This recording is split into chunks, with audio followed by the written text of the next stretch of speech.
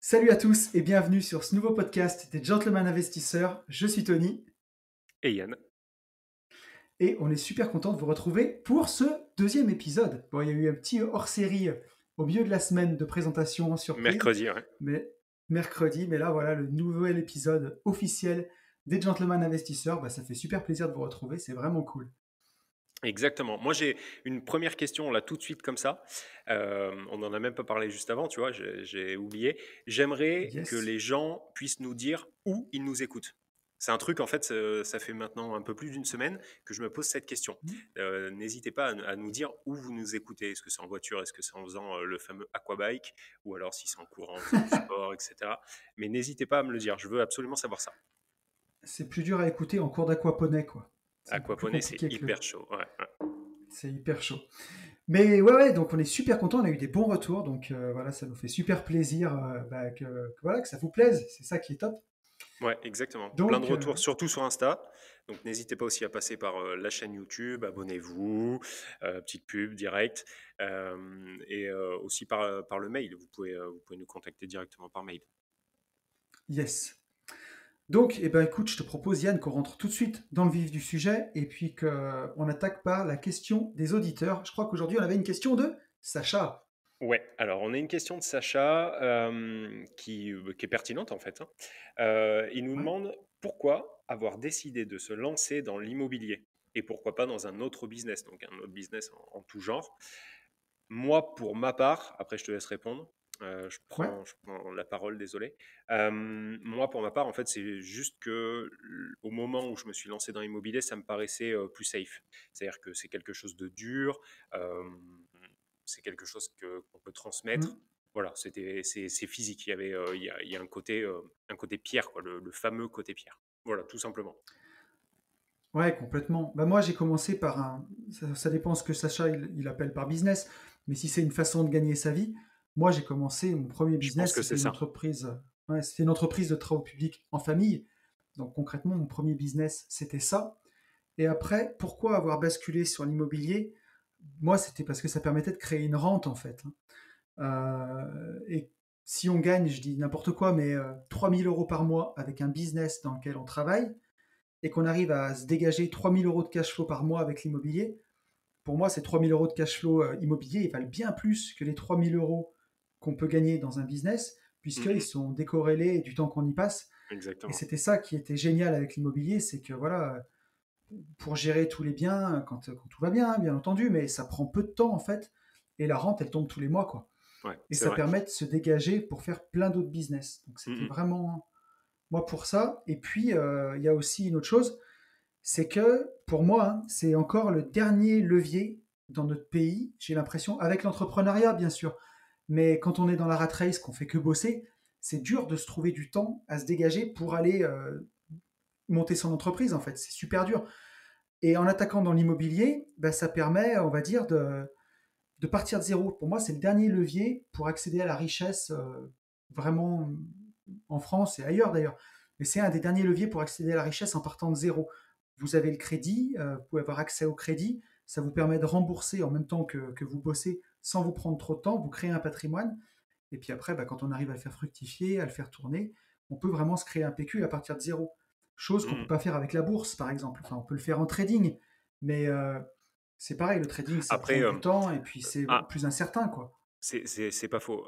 Sur la partie temps, échange de temps, effectivement, je te rejoins. J'ai zappé, mais c'était aussi euh, une des choses que j'appréciais dans l'IMO. Par contre, enfin, en 2020, maintenant, on a quand même plein de business type dropshipping, où tu peux investir franchement rien, que dalle, 100 euros, C'est 200 sûr. euros, et avoir un effet de levier de fou aussi. Et il y en a un paquet qui ont fait des très gros chiffres et qui vivent aujourd'hui de ça.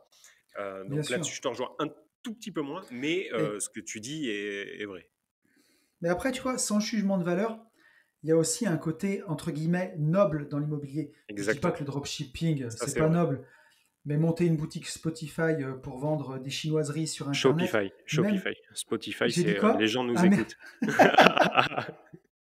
Ouais, excuse-moi. Oui, t'as raison. Monter une boutique Shopify pour vendre, tu sais, des chinoiseries d'AliExpress sur Mm, Internet.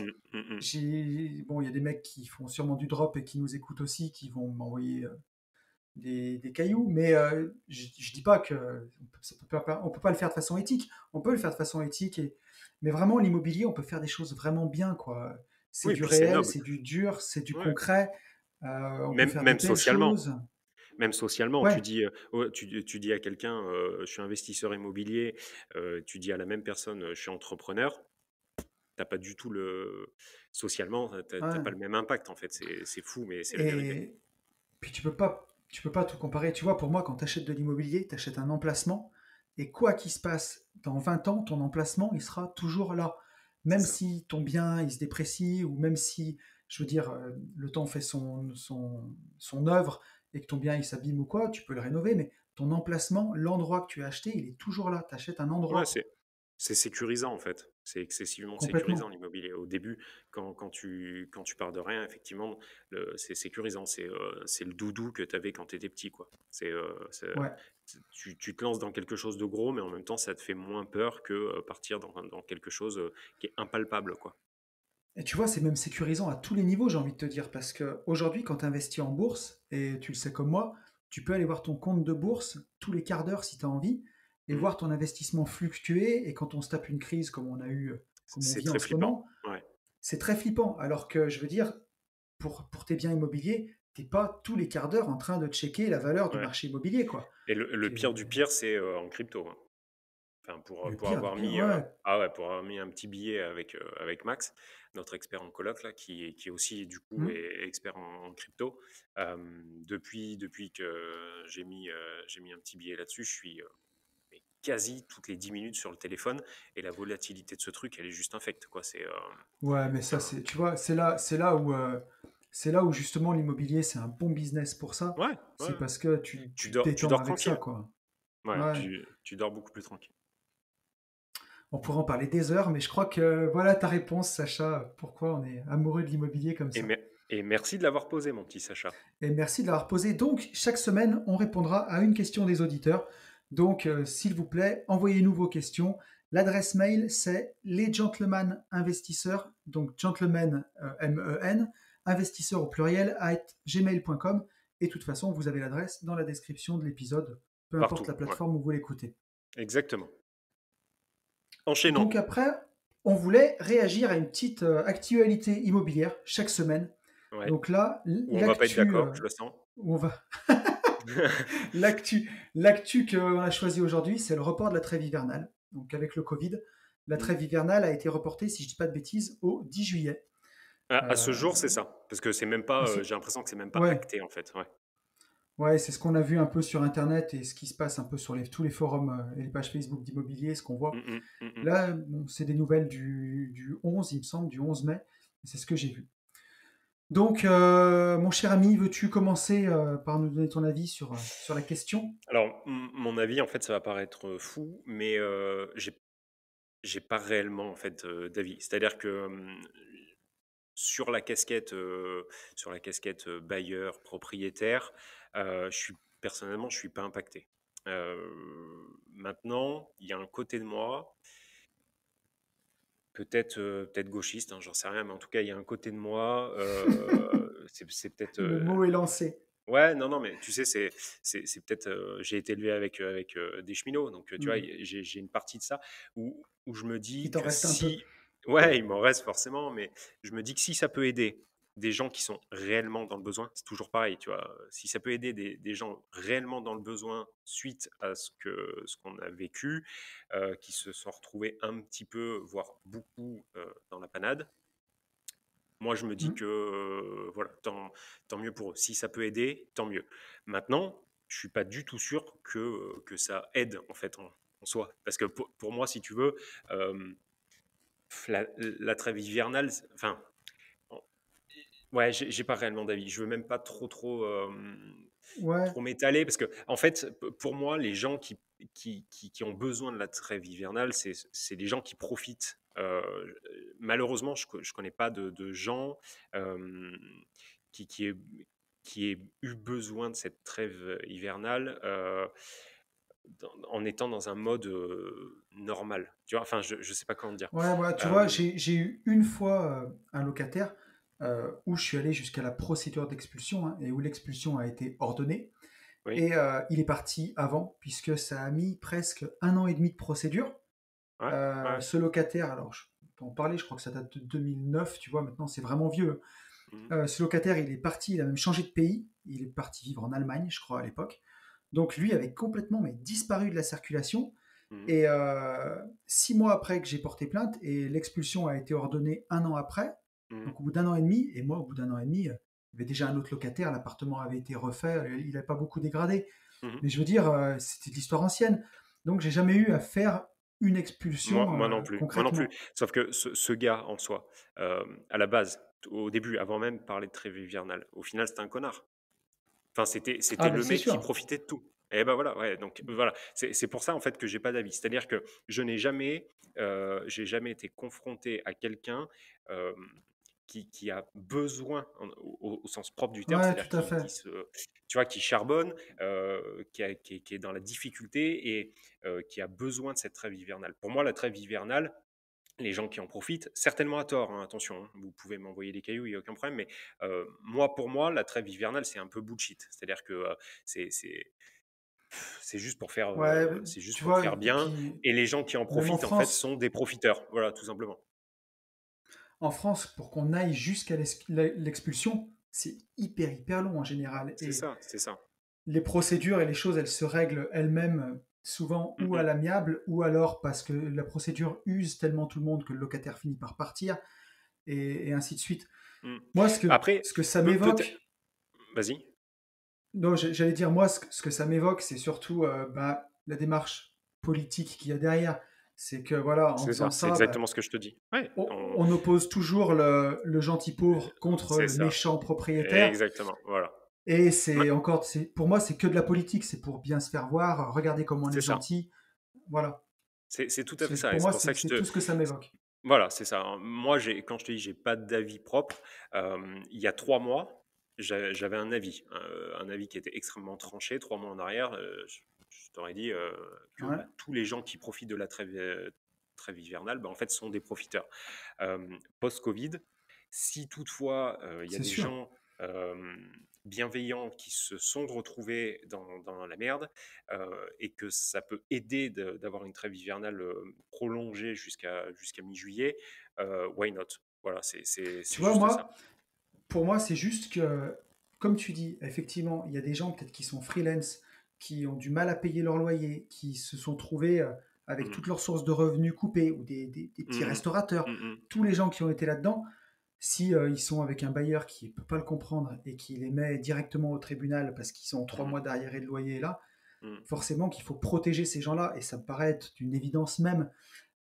Moi, plutôt, ce qui me choque, c'est que quand le politique déclare ça, pour moi, la déclaration, elle est incomplète. Il devrait dire, voilà, la trêve hivernale est reportée au 10 juillet, Mhm. et dans le même temps, je lance une procédure pour faciliter tous les bailleurs à décaler leur crédit pendant cette période vis-à-vis des banques. Les banques ne pourront pas leur Oui, refuser un décalage de ouais, crédit. mais c'est ce Et qu'on là, au disait dans moins, le c'est premier complet. podcast.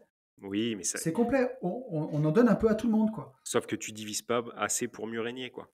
C'est toujours pareil. Ah ben, Là, si tu fais ça, tu prends tous les gens de gauche, d'extrême gauche, tu prends une grosse majorité de la population qui monte au créneau et regardez avec l'ISF, là, ça y est, c'est reparti. Il faut remettre l'ISF en place. Alors, à tort, à raison, je m'en fiche. Mais ils peuvent pas. Malheureusement, ils peuvent pas. Ils peuvent pas faire ça. Après, effectivement, en trêve hivernale, moi j'ai été confronté. Hein, tu parlais de freelance. Autant sur le premier épisode, j'ai dit que je n'avais pas été confronté puisque c'était le cas.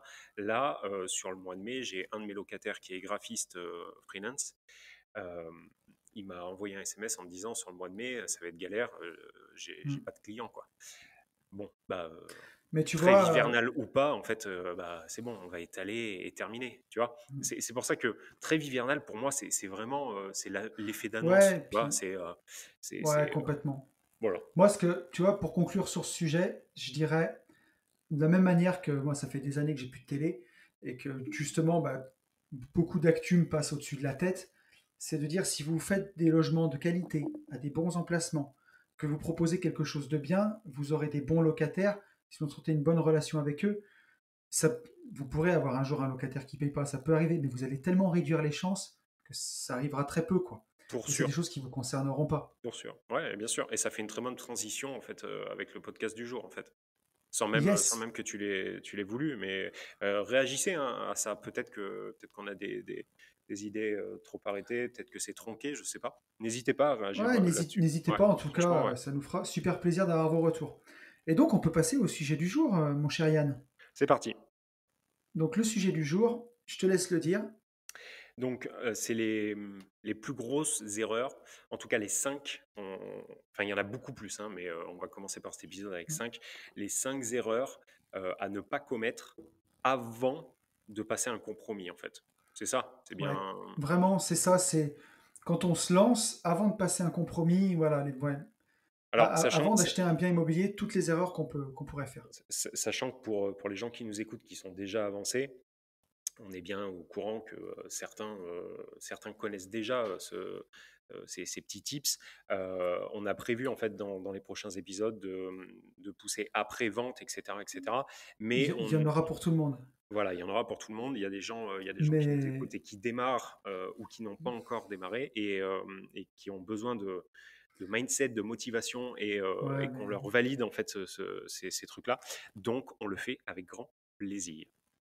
et pas d'excès de confiance, parce que dans l'immobilier, on apprend tous les jours et on a toujours besoin de répéter. Toujours, toujours, toujours. Pour se remettre en Exactement. question. Exactement. Donc tu démarres ou tu veux que je démarre? Bah écoute, ouais, le tout premier qu'on avait vu, c'était de bien s'entourer. Commencer Yes, par bien s'entourer. tout à Et fait. donc ça, bien s'entourer, ça comprend vraiment, vraiment plein de choses.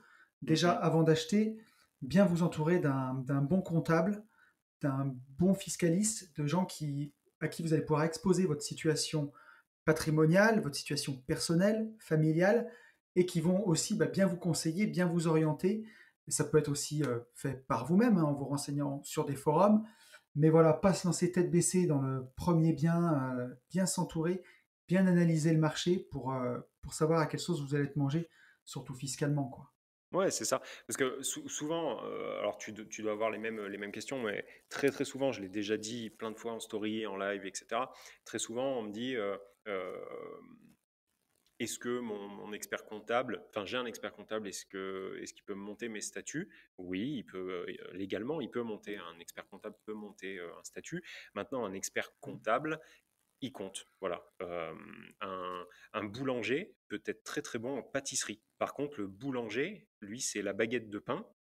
Le pâtissier, c'est le gâteau au chocolat. Donc l'un peut faire un truc approximatif comme l'autre, on est bien d'accord. Maintenant, si moi, je trouve hyper important en fonction de chaque situation familiale, patrimoniale, de voir d'avoir en fait dans son conseil un expert comptable qui soit compétent et qui connaisse quelque chose à l'IMO. Hein, parce que moi, la première Ouais, fois que j'ai rencontré un expert comptable, juste pour la petite parenthèse, c'était une jeune femme, expert comptable, qui est très sympa en soi. Par contre, elle m'expliquait en fait que ce que je souhaitais faire n'était juste pas possible. C'est-à-dire que au moment où j'ai acheté les deux immeubles, on était, je sais pas, ça dégageait très peu puisqu'on n'était pas encore sur les Airbnb et tout, et je cherchais à faire du patrimonial, mais je crois que ça dégageait un truc comme 800 euros par mois après impôt. Et donc elle ouais, m'expliquait en gros que c'était pas rentable. Même avec du cash flow, que c'était pas rentable, que c'était une ânerie et que l'immobilier, bah, euh, c'était très bien pour faire du vrai patrimonial et que j'arriverais à dégager quelque chose. En gros, que ces 800 euros, j'allais de toute façon les réinjecter dans des travaux, des trucs, des machins. Donc, il ne fallait surtout pas que je compte sur cet argent pour des vacances ou pour je ne sais quoi. Voilà. ouais, Cette nana, elle a, je sais pas, elle doit avoir 40 ans. Donc, elle est jeune, mais elle n'est pas du tout dans la dynamique dans laquelle nous, aujourd'hui, on est. Et l'expert comptable ouais, aujourd'hui que j'ai, lui qui est spécialisé en IMO et qui est investisseur aussi, il n'a pas du tout le même discours. Voilà, donc pour bien s'entourer, ouais, pour tu moi, c'est ça. vois, nous, on a pris un expert comptable qui est spécialisé dans les marchands de biens pour la partie, Bah notre oui, partie AB forcément. Invest, Mhm, mhm. voilà, où on fait des opérations de lotissement. Et c'est voilà, c'est un soulagement. Quelqu'un qui comprend les mécanismes de TVA sur marge, qui est calé là-dedans, et surtout, tout l'aspect juridique qu'il y a autour du marchand de biens qu'il ne faut pas négliger. Il faut faire super attention. Là, si vous n'avez pas un expert comptable qui connaît les choses et qui est béton, euh, Tout ça à peut fait. se passer très très mal. Et c'est pareil, en tout cas à mon sens, c'est pareil pour l'avocat fiscaliste. L'avocat fiscaliste, il va vous monter un statut sur mesure. C'est comme aller acheter un costume chez H&M et aller acheter un costume chez un tailleur. Un avocat fiscaliste, en fonction de vous, de votre situation, de votre âge, savoir si vous êtes marié, si vous avez des enfants, si vous n'en avez pas, etc., etc. Si vous avez du patrimoine, si vous avez une RP qui est payée, ou alors que vous êtes propriétaire accédant, etc., etc., etc. Et en fonction de votre objectif, lui va vous sortir un statut qui va répondre en fait à cette demande. Un expert comptable, il va vous sortir, il va aller sur Google, je schématise, je caricature, hein, mais il va aller sur Google, il va prendre un statut comme les 3000 autres des investisseurs qu'il connaît, et en fait, il va vous Ouais. faire signer un statut. Voilà. Donc, pour moi, ça, c'est hyper important. Et après, il y a aussi la partie notaire. C'est-à-dire que moi, le premier, au tout début, notaire, les gens l'appellent maître, quoi. C'est comme un avocat. Donc, Ouais. on se sent tout petit. Maintenant, il faut être clair. Des notaires, même avec, même, même ceux que vous appelez maîtres, il y en a qui sont nuls à chier. C'est clair, net, Ah, mais précis. c'est Il y en a qui certain. ne Ouais. comprennent rien. C'est-à-dire qu'ils sont arrivés Il y là, a notaire et euh, notaire. Puis c'est une mais bien profession sûr, qui a évolué en plus. Donc il y a des notaires qui sont complètement dépassés, quoi. c'est ça, et ils sont avec le Minitel, machin et tout. Donc, il faut avoir des gens dans votre conseil. Franchement, moi, je trouve que c'est le ciment, Ah c'est ouais. la fondation. Puis Il surtout, faut avoir surtout des gens aussi. compétents et Ouais. surtout, après, je te laisse la parole, surtout des gens avec qui ça match. Il faut avoir voilà, si vous sentez que notaire et avocat fiscaliste, si vous sentez que ils vous comprennent pas, ou alors qu'on vous prend pour des petits jeunes arrivants, machin, euh, qui comprennent rien, alors que vous savez très bien où vous souhaitez Mm. aller, next, next. Même si vous l'avez appelé Complètement. maître, sortez-le. On dit OK, on envoie un autre. Voilà. Ouais, ça, j'en parle beaucoup sur Une vie de liberté un petit peu, mais faut faire confiance. Si vous n'êtes pas à l'aise avec les personnes, comme le dit Yann, que ce soit votre expert comptable, votre notaire, votre assureur, si vous sentez ou qui vous prend de haut, faut changer. Next, Mm, vous pouvez trouver des comptables qui sont eux-mêmes investisseurs immobiliers, qui sont passionnés d'immobilier. Vous allez exactement. avoir des discussions passionnantes ensemble, vous donner des tuyaux. Si vous prenez un comptable qui est habitué à faire des petits commerçants et qui fait que ça, des garagistes, des coiffeurs, il n'y a aucun problème, des Mm, mm, fleuristes, qui comprend rien à ce que vous faites, il va vous prendre de haut, il va rigoler et vous n'allez pas parler le même langage et ça va très mal se passer. Donc exactement. vraiment, ouais, prendre le temps de bien se monter une bonne équipe. Alors ça prend du temps, ça se fait pas du jour au lendemain, mais quand on l'a en tête quand même, et comme tu dis pour le notaire, moi j'ai déjà eu le cas avec des notaires où on achète parfois des bâtiments où il y a une histoire qui est immense dessus, il y a des servitudes dans tous les sens, c'est un bordel infini. Ils prennent le sac de nœuds et ils vous le refilent. Et après, derrière, vous pouvez avoir des emmerdes, mais pas possible. Quand on achète un bien immobilier, il y a tout un tas de procédures que le notaire fait, qui s'assure que le bien, il n'y ait pas d'hypothèque dessus, qu'il ne soit pas grévé de servitude dans tous les sens, qu'il n'y ait pas des antériorités judiciaires, des procès en cours sur le bien. Ça, c'est hyper important. Et si vous avez Mm, c'est un être humain, hein, si vous avez un notaire qui est négligent et qui néglige ça, et que vous devenez propriétaire d'un bien immobilier qui est daubé, dessus il y a des histoires pas possibles, des procès avec des voisins, mm. bon courage pour récupérer la patate chaude, quoi, hein. C'est ça, exactement. Donc Donc, sans faire flipper personne, non, non, non, il faut il pas. faut faire super Main- attention. Maintenant, le tips, moi je peux balancer un tips qui était pas bien prévu encore, mais euh, moi, les gens qui nous écoutent, qui ont besoin d'un expert comptable compétent et d'un avocat fiscaliste compétent, vous me contactez, Mmh. pareil, soit par le mail, soit par les commentaires de la chaîne, soit par Insta, peu importe. Moi, les deux travaillent à distance. je vous donne les Ouais. coordonnées. Si ça vous fait gagner du temps, il n'y a aucun problème, quoi. Ça Ouais, moi, m'embête pas du tout j'ai de un partager notaire ça. qui est très très bon aussi, donc là, il n'y a aucun Ouais, problème. alors moi, Pareil. la notaire, par contre, elle bosse pas à distance, mais voilà, en tout cas, moi, si vous voulez, donc à Mm. nous deux, on peut, si ça vous évite de chercher, n'hésitez pas, voilà. Mais effectivement, donc il y a Ok, une importance monstre à avoir un conseil compétent autour de soi quand on se lance dans voilà. l'immobilier. Après, la deuxième étape, quand vous allez vous lancer, ça va être d'aller en visite. C'est un peu le gimmick de la fin d'épisode, mais voilà, il va falloir aller visiter. Donc, Et là, le truc qu'on peut faire, c'est mal appréhender sa visite. bah Donc, alors vas-y là, si tu ouais. veux commencer, Yann. Ouah, tout le monde comprendra. Mal appréhender une visite, ça va être. C'est très large. C'est souvent structurel, entre guillemets. C'est-à-dire que c'est visiter un immeuble, ne pas voir qu'il y a une cave pleine d'humidité, ou alors carrément ne pas descendre dans la cave. Et donc, se retrouver encore une fois avec une patate chaude, avec une cave pleine d'humidité. Ça va être ne pas du tout connaître le secteur, faire confiance, on y reviendra à l'agent IMO, et en fait, on voit un champignon, il nous dit que c'est les girolles, et en fait, bah non, c'est les mérules. Ouais, non, mais tu vois, La mérule, elle et se mange pas en omelette en plus. c'est ça, et la mérule, bah, c'est fini, quoi. Là, vous êtes complètement mort. Ouais, Ça va être t'es mort dans voir le film, là. c'est ça, ne pas voir que les voliges sont complètement imbibés d'eau, et donc, bah, pareil, toiture, structure, on est mort. Ça va être une très grosse fissure, tout ce qui est Ouais. structure, défaut de structure, euh, bah, Mais quand tu ne pas achètes le minimiser. un bien en copro, tu es quand même relativement, si tu achètes un appart dans un immeuble en copro, T'es de tout safe. ça, tu es quand même relativement protégé parce que tu Mm, vas avoir les comptes rendus de copro, tu es quand même assez safe. Mais si tu achètes l'immeuble en entier, mm, là, et c'est le cas pour nous, hein, puisqu'on a chacun des immeubles, intérêt de le faire comme il faut. Il faut visiter tous les appartements, il faut visiter la cave, il faut visiter le grenier, il faut voir la exactement. charpente, il faut tout voir. Et Ouais. d'ailleurs, quand tu disais mal appréhender une visite, moi je sais que souvent en plus, pour ceux qui sont encore dans un emploi salarié par exemple, qui vont visiter, parfois on peut être dans le stress de son boulot si on visite un immeuble tard Mm, le mm. soir et tout. Moi ce que je trouve qui est super, c'est juste avant d'aller visiter, on est dans la bagnole, on souffle un peu, on coupe son téléphone, on le met en mode avion, on se reconcentre sur ce qu'on va faire, et là on peut relire une checklist. Alors je sais que dans la formation que je fais pour la boîte à outils du marchand de biens, on a une checklist dedans avant de visiter un terrain, tout ce Mm. qu'il y a à vérifier, absolument tout. Et ça, ben, on peut, je ne l'ai pas fait pour l'immeuble, enfin, j'ai la mienne, quoi, perso, je ne l'ai pas donnée, mais ça, on pourrait la faire passer aussi, c'est vraiment super bien. Mm. Ou, avant de visiter, tu relis tout comme ça, si jamais tu as appris une sale nouvelle au téléphone ou tu as eu un truc, au moins tu te remets dans l'instant présent, tu mates tout ce que tu dois pas oublier et tu vas visiter et tu as tout en tête, c'est frais.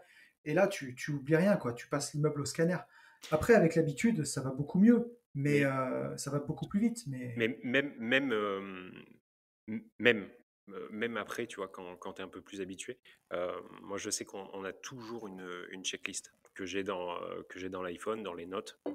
J'ai ouais. toujours la même, et on essaye de garder tout le temps le même rythme de visite pour ne pas occulter quelque chose.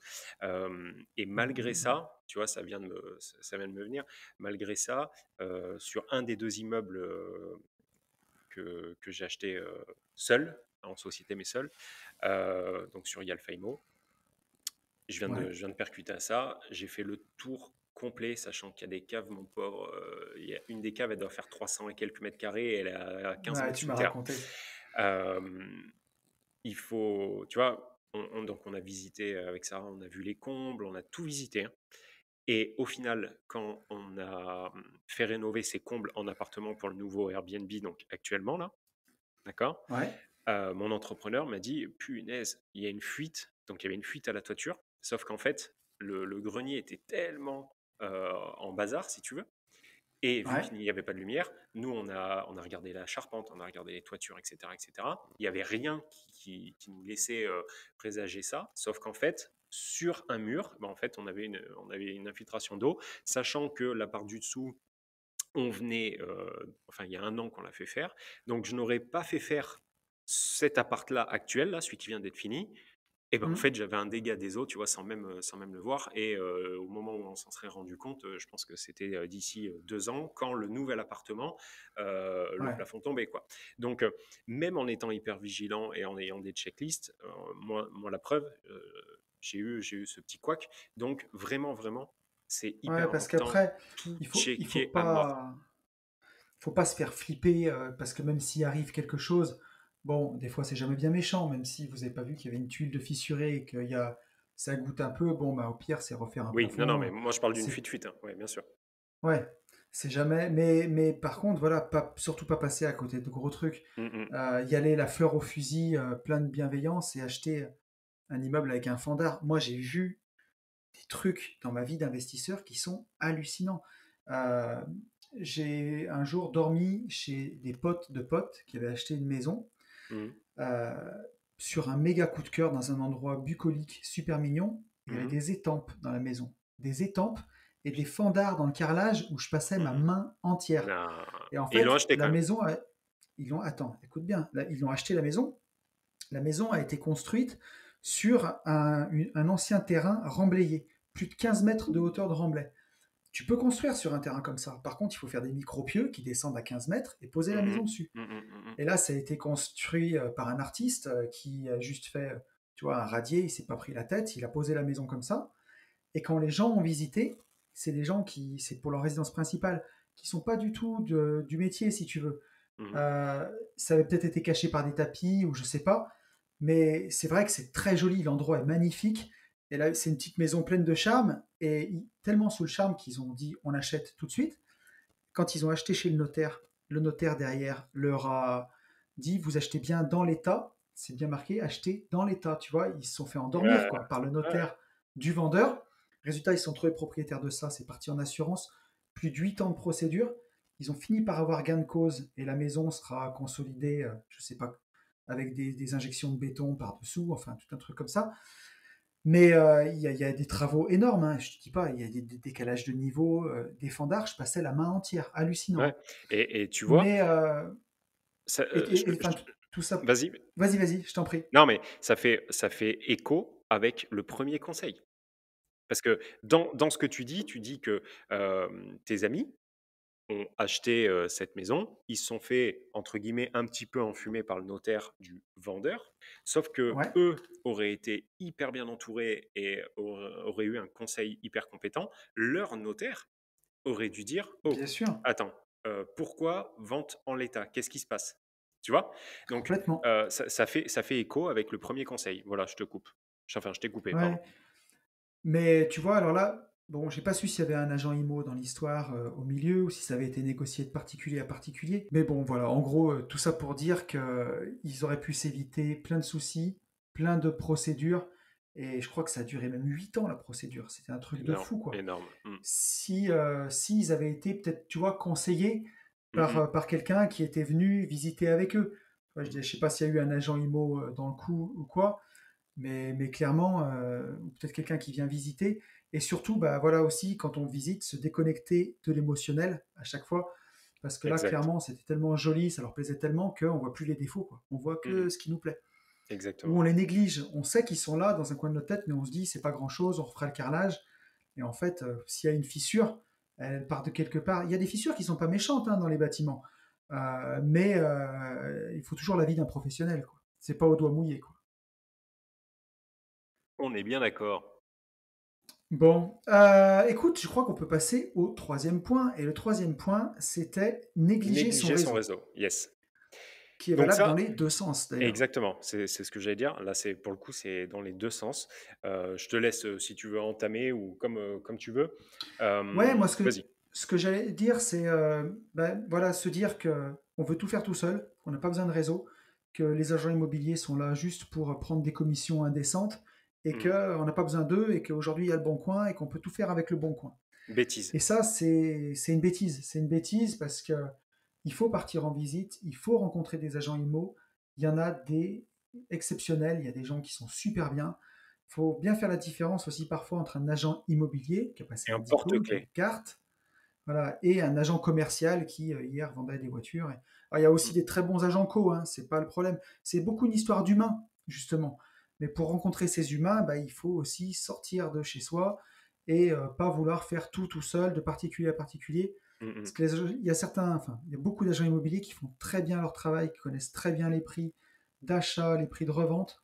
Et vous pouvez aussi faire de super affaires avec les agents immobiliers parce que comme ils ont les biens en off avant, si vous vous placez tout de suite, vous pouvez acheter peut-être des fois sans condition de crédit ou même rapidement.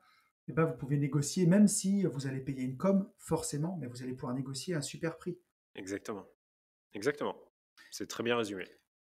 Et le deuxième truc qu'on disait, c'était négliger son réseau dans l'autre sens. Et là, je peux te Ouais. laisser expliquer si tu veux. Bah, effectivement, c'est le négliger dans l'autre sens, c'est-à-dire faire confiance, à tous les agents IMO, en tout cas à toutes les personnes qui vous présentent un bien. Moi, souvent, c'est des gens que j'appelle, porte-clés, c'est-à-dire que, ils sont prêts à vendre, non, mais c'est vrai, c'est la vérité. Ils sont là, ils vous ouvrent, Ouais. heu qu'est-ce qu'on a eu?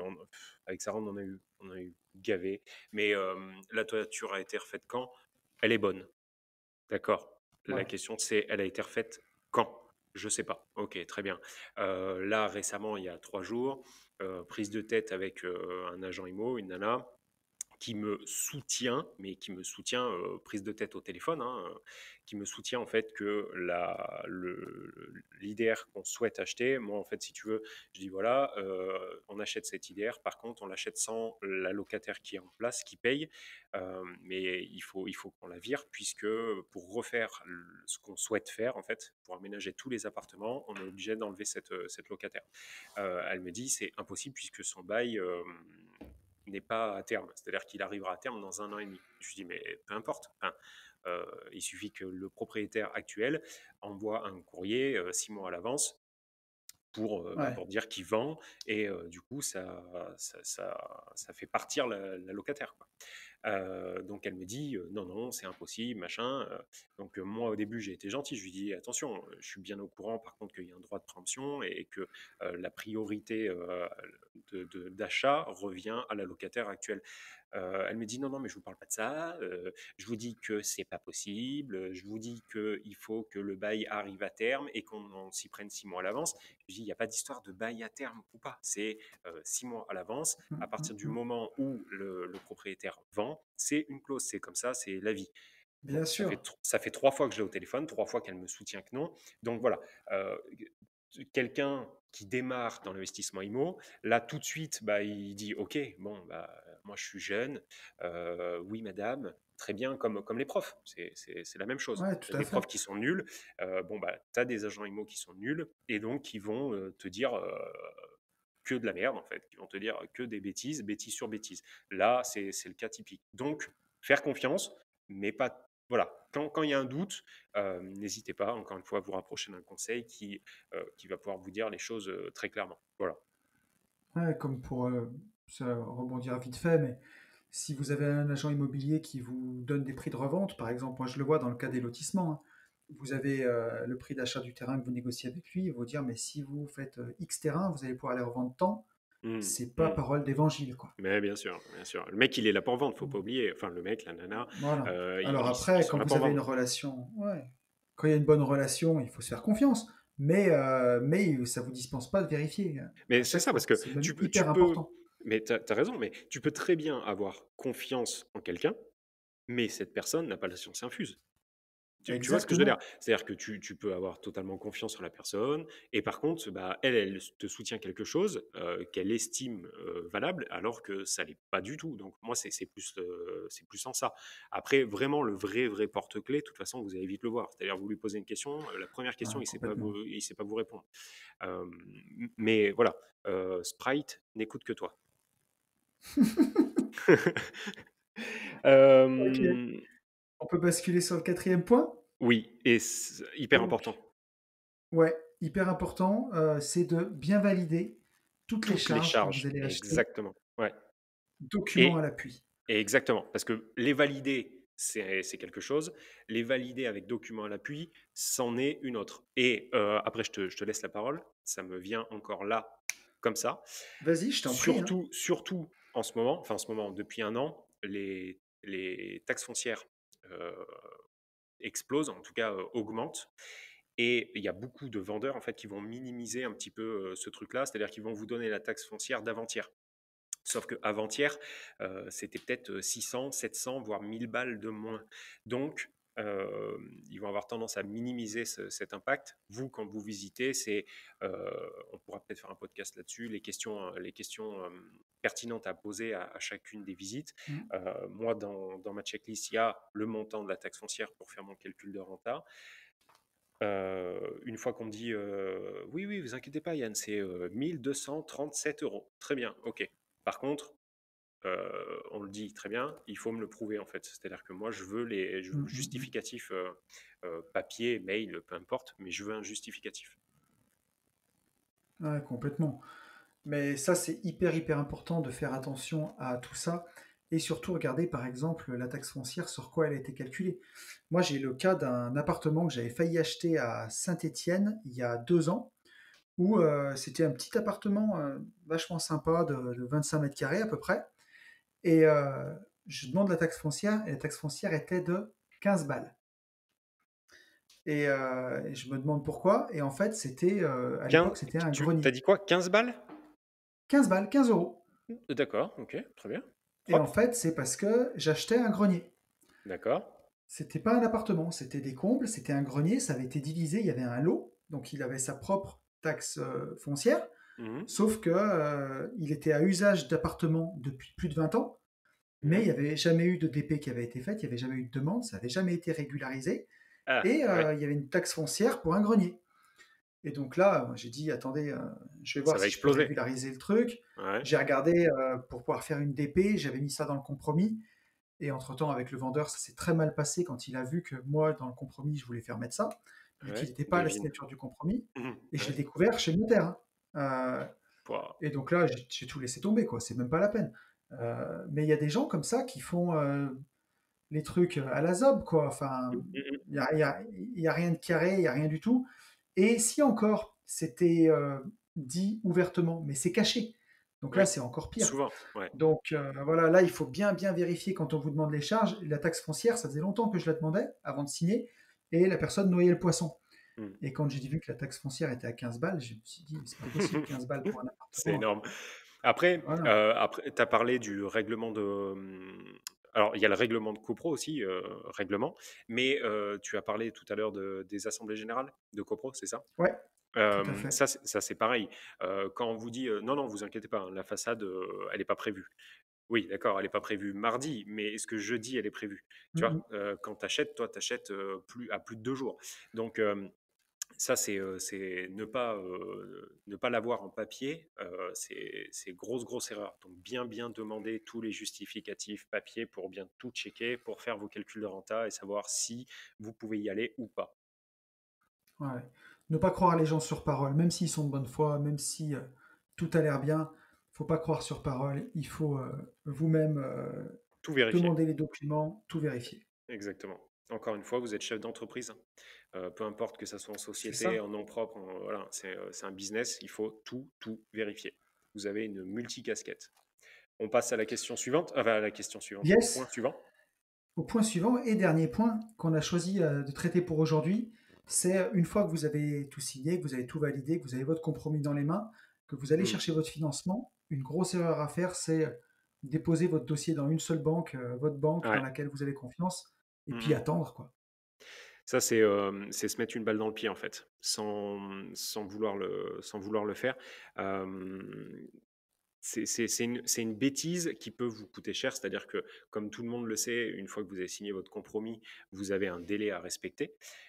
Si vous déposez votre dossier bancaire que dans une agence parce que vous entendez bien avec cette bancaire ou ce Mm. banquier et que ça fonctionne très très bien, que vous misez tout sur un cheval, mais par contre que à 3 jours de la signature de votre vente, on vous dit ah désolé Jean-Jacques, Ça c'est va pas être mort, possible. et bien là, vous êtes très très mal. Donc, à chaque fois, même si vous avez entièrement confiance au projet, qu'il est monté, que le dossier est carré, déposez dans 3, 4, 5 banques. Faites du multibanque, comme Complètement. on fait. De toute façon, on le dit tout le temps, on dilue le risque en investissant dans plusieurs business, avec plusieurs revenus. On dilue du risque en investissant, enfin, en mettant nos appartements pour ceux qui font de la LCD sur plusieurs plateformes. Là, c'est exactement pareil. Plus vous allez diversifier les banques, plus vous allez diluer votre risque et donc obtenir plus facilement votre financement. Voilà. Donc ça, c'est Complètement. hyper important. C'est hyper important. Puis voilà, tout le monde n'est pas gentil. Si vous n'êtes pas dans les délais pour fournir votre accord de crédit, Le on va vous vendeur peut taper vos vous dire, 10%, hein. c'est ça, c'est ça. Alors après, effectivement, il peut y avoir un propriétaire, un vendeur qui va comprendre, qui va dire, OK, on repousse, on repousse. Par contre, si le gars a envie de vous prendre 10%, bah voilà, Ah, si vous tombez c'est sur perdu quelqu'un qui... bêtement. Complètement. Donc ça, c'est hyper, hyper important. Et puis, vous pouvez avoir une très bonne relation avec votre banque qui vous disent oui. Mais on sait aujourd'hui, les conseillers, ils peuvent changer du jour au lendemain. C'est pas parce qu'on vous dit oui ou qu'on vous fait une offre de prêt, en plus, souvent, Mm, qu'elle mm, va être mm, mm. validée parfois. Parce que Exactement, si ça doit passer au siège, votre conseiller ou le directeur d'agence peut dire OK. Puis quand ça passe en commission, ils c'est disent ça, non. Et là, c'est exactement. ouais, tous vos efforts qui retombent. Et si vous n'avez pas placé un peu vos pions pour aller voir un peu partout, vous pouvez vous Ouais. retrouver coincé. Donc voilà, allez, on va dire, moi je le fais avec 4 banques à chaque fois, malgré que à ce jour, c'est la même banque qui a tout financé, mais il y a un moment, de toute façon, où ça va limiter. Ça viendra, ça c'est pareil, ça viendra dans un autre podcast. Mais voilà, déposer dans plusieurs banques. Ouais, et puis c'est bien. Alors toi, tu as tout fait avec la même. Moi, À j'ai ce des jour, à ce prêts jour. immobiliers. À ce jour, ouais. Moi, j'ai des prêts immobiliers chez 3, 4 banques maintenant. Et c'est vrai que c'est pas mal aussi de ne pas avoir tous ses œufs dans le même panier, C'est d'avoir même plusieurs beaucoup personnes plus qui prêtent. intelligent. C'est même beaucoup plus intelligent. Tu as complètement Ouais. raison. Moi, aujourd'hui, c'était, encore une fois, c'est parce que je suis feignant, en fait. J'ai déposé, sauf que Et au moment où j'ai tant qu'on déposé, prête, tant qu'on oui, prête et que oui, tu t'entends bien avec ton banquier, pourquoi pas? bien sûr, bien sûr. Mais si tu veux, je suis moins en position de force aussi. Tu vois? C'est-à-dire que là, aujourd'hui, quand elle me dit levez la main droite, tirez la langue, tu vois? Je suis obligé un peu de m'exécuter puisque elle sait aujourd'hui, elle sait qu'elle est toute seule. Tu vois? Et je pense Ouais. même qu'elle nous écoute. Big up, Madame C'est Duval. que tu sais quoi? Je dirais que c'est que t'en as pas encore assez chez elle parce que tu sais quand tu dois 100 000 euros à la banque, c'est toi qui dors mal. Quand tu lui dois 1 million d'euros, c'est ton banquier qui dort mal. Alors, en fait, elle a pris les devants, pour être tout à fait honnête. C'est-à-dire que encore une fois, je pense qu'on fera un podcast là-dessus. Là, sur les prochains investissements, parce que là, je suis à 870 000 euros d'un cours. Sur les Pas mal. prochains investissements, je pense, très honnêtement, qu'elle va me stopper. Vraiment. Malgré que tout tourne, je pense Ouais. qu'elle va me stopper. Peut-être qu'on va réussir à faire le prochain, là, encore avec elle, parce que nouvelle association avec Sarah qui est fonctionnaire, donc ça va m'aider. Ouais. Mais je pense pas je pourrais pas passer au-delà des 1 million, surtout avec ce laps de temps, c'est-à-dire on est en Ouais. 2020, ça fait même pas encore 3 ans. Je pense qu'après il faudra basculer sur une autre banque, très honnêtement. Ouais. Bon, c'est bien tout ça. En tout cas, bon, Voilà, voilà. écoutez, je crois qu'on a fait le tour, Yann. Ouais, exactement. On voulait se tenir sur 40 minutes. Je vois qu'on n'y est pas du tout, hein. Enfin, je sais Non, on pas, n'y est j'ai pas pas du le. tout, mais bon, Ouais, voilà. on a la parlotte tous les deux. C'est un Donc, truc de fou. En fait, bientôt, on va vous faire un podcast avec juste deux. Euh, Là, on en a mis 5 pour se dire. Au début, on était parti sur 10. Tu te ouais. rappelles? Au début, on Non, s'est mais dit, on va 10, mettre c'était 10. intenable, là. Ah, 10, On était c'était. foutus. Voilà. Donc, le prochain, on essaie de se compter. Et ça, c'est quelque chose aussi. Attends, un truc intéressant. N'hésitez pas à Ouais, nous très dire intéressant. N'hésitez pas à nous dire dans les commentaires, pareil, si vous souhaitez qu'on conserve ce format qui tourne à chaque fois autour d'une heure, ou alors si vous souhaitez qu'on réduise, sachant que c'est aussi un parti pris, Ouais, ça sert à rien de nous dire 20 minutes. 20 minutes, on a juste le temps, nous, dans la vraie vie, on a juste le temps de se faire un bisou. On fait la bise et on est oui. déjà à 20 minutes, donc on ne sait pas le faire. Ouais, non, voilà, quelle est la durée idéale pour vous? Je sais qu'au-delà d'une heure, après, c'est un peu long. Moi, je sais que je suis assez fan des formats longs parce qu'on a le temps de se poser. Moi Puis aussi, comme un ouais. podcast, ça s'écoute toujours en faisant quelque chose d'autre, en faisant le ménage ou en étant en voiture ou en passant la tondeuse, je sais pas. Donc Mhm. moi, je sais que j'aime bien les formats longs, mais voilà, n'hésitez pas à nous dire ce que vous en Ouais, pensez. on veut bien Si un vous retour, ouais. voulez qu'on se contienne à 35-40 minutes ou si ça va jusqu'à une heure, ça vous convient. Exactement. Bon, bah écoute, on y est, mon cher ami. On y est. Là, moi, j'ai juste envie de vous dire une chose, passez à l'action et surtout, Ouais. foncez en visite. Foncez en visite. À très vite. Salut. Salut!